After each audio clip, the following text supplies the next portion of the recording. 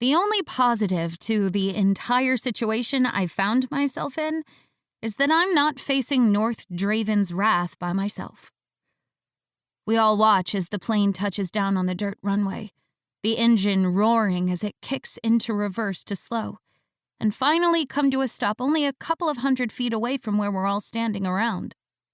The moment my hands had stopped shaking from using my gift, Sage had come over to stand with me, holding Gabe up between us. She'd moved slowly at first, but it wasn't the same fear that Griffin's tack team was throwing my way.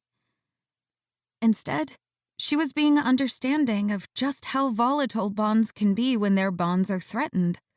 She was respecting the insanity of this entire situation, because she's the best goddamn friend a girl could ever ask for. Gabe still isn't looking great. His face is green and he's swaying a little on his feet. But he has that same stubborn look on his face as always. I glance past him at Sage, and she shoots me a look like she's praying for me to survive whatever the hell is about to come from all of this mess. My gift hums in my chest like it's eager to be formally introduced to the rest of my bonds. My legs still feel a little weak, and my head is pounding.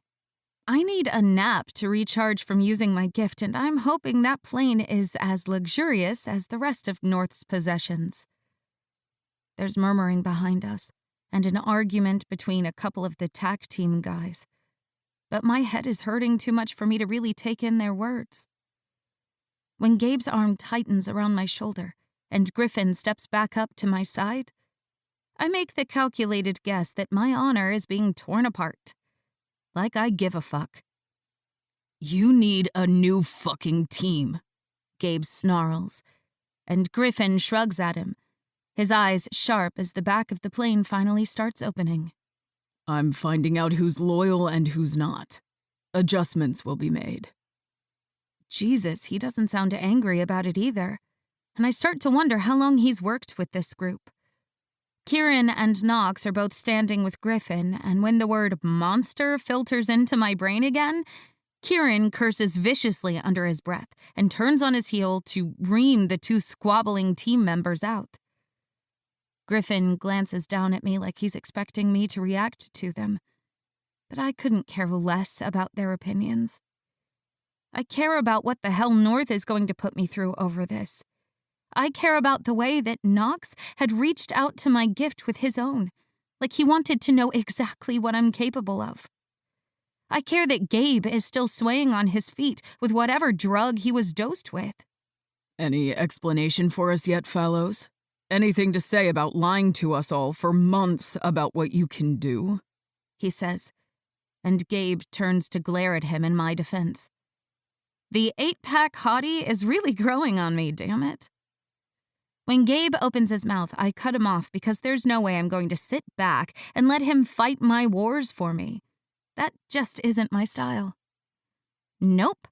Just because you're my bonds doesn't mean I owe you shit. I'm so sorry you had to find out this way that you're stuck with a monster.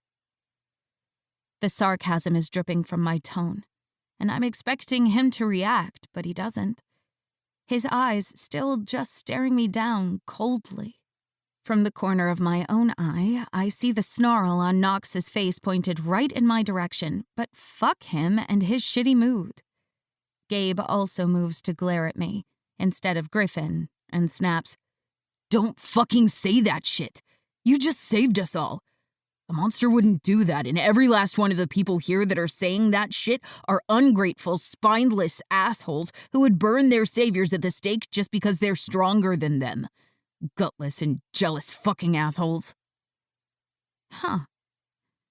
There's a nerve there that I didn't even know existed, and when I take a second to look at the rest of my bonds, it's clear on their faces as well.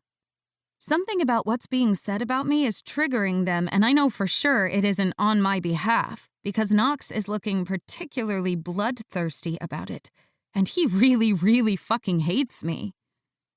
Griffin is staring around at his team with cold eyes, taking in exactly what's happening around us.